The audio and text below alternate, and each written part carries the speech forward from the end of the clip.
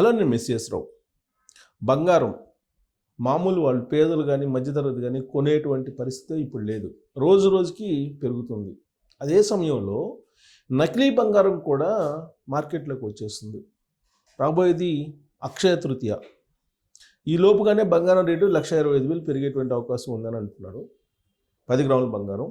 ఇదంతా ఒక ఎత్తు అయితే, ఏదైనా చిన్న వస్తువును కొనుగోలు చేయాలన్నా కానీ అది అసలు నకిలీదా లేదా స్వచ్ఛమైనదా అని తెలుసుకోవడం అనేది ఇప్పుడు ఇంపార్టెంట్. కారణం ఏంటంటే, డిమాండ్ పెరిగిన దృష్ట్యా, రేటు పెరిగిన దృష్ట్యా నకిలీ బంగారం మార్కెట్లోకి వచ్చేస్తుంది అనేది వినిపిస్తుంది. ఇప్పుడు ఎవరైతే సప్లై చేస్తారో ఆ సప్లై చేసేటువంటి వాళ్ళే నకిలీది సప్లై చేస్తున్నారు అంటున్నారు. సరే, ఆభరణాలు తీసుకునేటప్పుడు మనం అది నకిలీదా కాదా అని నిర్ధారించుకోవటం ఎలా. అలాగే వ్యాపారులు బిస్కెట్ల రూపంలోనో, కడ్డీల రూపంలోనో, నాణ్యాల రూపంలోనో బంగారాన్ని తీసుకుంటూ ఉంటారు. వాళ్ళు చాలా సింపుల్గా నైట్రిక్ యాసిడ్ అనే దాన్ని ఉపయోగిస్తారు. ఈ నైట్రిక్ యాసిడ్ని కనుక బంగారం మీద వేస్తే, బంగారం కలర్ మారితే అది డూప్లికేట్, కలర్ మారకపోతే అది ఒరిజినల్ అని చెప్పి ఎక్కువగా వ్యాపారులు దాన్ని వాడుతూ ఉంటారు, నైట్రిక్ యాసిడ్ని. కానీ మనలాంటి వాళ్ళు వినియోగదారులు బంగారం కొనుగోలు చేసేటప్పుడు అది ఒరిజినలా కాదా అని తెలుసుకోవడానికి హాల్ మార్క్ ఉంటుంది. ఈ హాల్ మార్క్ని బేస్ చేసుకొని మనం అది నకిలీదా ఒరిజినలా అని చెప్పి తెలుసుకోవచ్చు. దాన్ని మనం భూతద్దంలో పెట్టి చూస్తే కనుక హాల్ మార్క్ నెంబర్ కూడా ఉంటుంది. ఆ నెంబర్ని మనం ఆన్లైన్లో, నెట్లో కనుక ఆన్లైన్లో నమోదు చేస్తే దానికి సంబంధించినటువంటి మొత్తం హిస్టరీ వస్తుంది. దాని పరిణామం ఎంత, బరువు ఎంత, అలాగే అది ఎన్ని క్యారెక్టర్ల బంగారం, ఎవరు తయారు చేశారు, ఏ షాప్లో దీన్ని కొనుగోలు చేశారు, పూర్తి వివరాలు వస్తాయి ఆన్లైన్లో. కాబట్టి హాల్ మార్క్ని ఉండేటువంటి బంగారాన్ని కొనుక్కోండి. తర్వాత భూతద్దంలో చూస్తే నెంబర్ కనిపిస్తుంది. ఆ నెంబర్ని మీరు ఆన్లైన్లో చెక్ చేసుకుంటే దాని హిస్టరీ మొత్తం వచ్చేస్తుంది. ఇక బిఐఎస్ స్టాండర్డ్, హాల్ మార్క్ అనేది BIS standard, bureau of Indian standards. దాని ప్రకారం ఈ హాల్ మార్క్ ఉందా లేదా అనేది ఒకటి గుర్తించాలి. ఇది కాకుండా సిరామిక్ మీద కూడా మీరు బంగారాన్ని అది ఒరిజినలా కాదా అనేది తెలుసుకోవచ్చు. బంగారాన్ని సిరామిక్ ప్లేట్ మీద కనుక అలా స్క్రాచ్ చేస్తే, ఒకవేళ బంగారం గీత కనుక పడితే అది ఒరిజినల్. అదే నల్ల గీత లేదంటే బూడిద రంగు గీత పడితే అది డూప్లికేట్ అని చెప్పి అనుకోవాలి. కాకపోతే ఈ సిరామిక్ టెస్ట్ చేసినప్పుడు, సిరామిక్ ప్లేట్ మీద రబ్ చేసినప్పుడు మీ బంగారం కూడా కొంత మిస్ అయ్యేటువంటి అవకాశం ఉంది. కాబట్టి ఆ విషయంలో జాగ్రత్త తీసుకోవాలి. సో బంగారానికి సంబంధించి నకిలీదా ఒరిజినలా అని తెలుసుకోవాలంటే కనుక 5 రకాల, ఈ హాలో మార్క్లోనే 5 రకాల పద్ధతులు, 5 రకాల అంశాలు ఉన్నాయి. ఈ 5 రకాల అంశాలు ఏంటి అనే దాని మీద ఇప్పుడు సోషల్ మీడియాలో బాగా వైరల్ అవుతుంది న్యూస్. కారణం ఏంటంటే, అందరూ బంగారం వైపు చూస్తున్నారు, బంగారం రేటు వైపే చూస్తున్నారు. బంగారం రేటు వైపు కాదు, అసలు నకిలీది వచ్చేస్తుంది మార్కెట్లోకి అని చెప్పి. ప్రస్తుతం మార్కెట్లో 3 రకాలు ఉన్నాయి బంగారం. ఏంటి? ఒకటి 24 క్యారెట్ల బంగారం. అది 99.9% నాణ్యమైనటువంటి బంగారం, 24 క్యారెట్ల బంగారం అంటే. ఇక రెండవది ఏంటి? రెండవ క్వాలిటీ 22 క్యారెట్ల బంగారం. అది 91.6% స్వచ్ఛమైనటువంటి బంగారం. మూడవది 18 క్యారెట్ల బంగారం. అది 74% స్వచ్ఛమైనటువంటి బంగారం. అంటే మీకు ఆభరణాలు చేసేటప్పుడు 24 క్యారెట్ల బంగారం తోటి చేయడానికి లేదు. 99% అంటే ఆల్మోస్ట్ 100కు 100% స్వచ్ఛమైనటువంటి బంగారం. దాన్ని యాజ్ టీజ్గా మీకు ఆర్నమెంట్స్ తయారు చేయడానికి ఉండదు. దాంట్లో ఎంతో కొంత రాగి కలపాలి.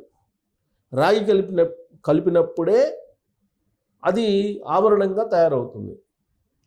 సో 22 క్యారెట్ల బంగారాన్ని అందుకే అందరూ ప్రిఫర్ చేస్తూ ఉంటారు.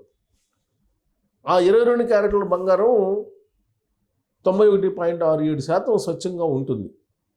ఆల్మోస్ట్ 92% అనుకోండి. సో ఆర్నమెంట్స్ తయారు చేసుకో అంటే ఎంత లోహం కలుపుతారు బంగారానికి, ఇతర లోహం అంటే రాగి కలుపుతారు, ఒక్కోసారి వెండి కూడా కలుపుతారు లైట్గా. సో ఆ కలిపేదాన్ని బట్టి ఈ పర్సంటేజ్ తగ్గుతూ ఉంటుందన్నమాట. సహజంగా మనం బిస్కెట్లు, గోల్డ్ బిస్కెట్స్ అవి తీసుకుంటే కనుక 24 క్యారెట్లు 100కు 100% స్వచ్ఛమైనటువంటి విధంగానే ఉంటాయి. కానీ వాటిని మౌల్డ్ చేయలేరు, ఆర్నమెంట్స్ రూపంలో మౌల్డ్ చేయలేరు. ఏదో ఒక ధాతువు కలపాలి దాంట్లో, అంటే రాగి కానీ లేదంటే వెండి కానీ ఇలాంటివి కలుపుతారు.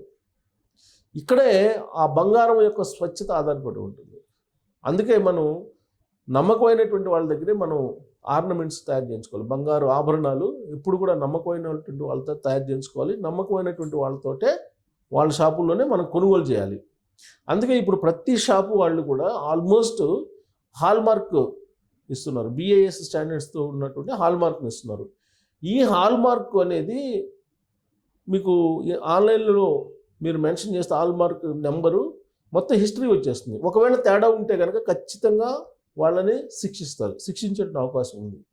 పైగా ఇప్పుడు కార్పొరేట్ సంస్థలు కూడా వచ్చేసినాయి బంగారం మార్కెట్లకి, రిటైల్ మార్కెట్లకు కూడా వచ్చినాయి. గతంలో ఏంటంటే హోల్సేల్గా ఉండేది, అంటే రా మెటీరియల్ సప్లై చేసేదానికి కార్పొరేట్ సంస్థలు ఉండేవి. కానీ ఇప్పుడు కార్పొరేట్ సంస్థలు ఆర్నమెంట్స్ని కూడా అమ్మేస్తున్నారు.